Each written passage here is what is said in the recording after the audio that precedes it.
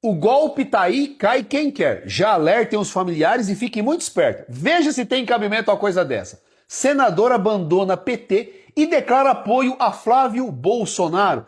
Vocês lembram quando o Bolsonaro se elegeu? Quanta gente usou o nome do Jair Bolsonaro para conseguir uma vaguinha e depois viraram traidores, o apunhalaram pelas costas? Pois é, você acha mesmo que isso aqui é mudança de ideologia política? Não. Isso aqui é leitura de cenário, porque ele sabe que o Lula, se sair, vai perder e que Flávio vai ganhar, então já quer garantir a boquinha dele. Mas a gente está bem ligado. O que vocês precisam fazer é o seguinte: fiquem antenados nos grupos de direita, nos influenciadores de direita, porque rádio, televisão, meu amigo, são manipuladores e enganam muita gente. Isso aqui, cara, é mais um espertalhão que tá querendo vir pro lado da direita para dizer que vai apoiar o Flávio Bolsonaro. Não caiam nesse golpe, não caiam.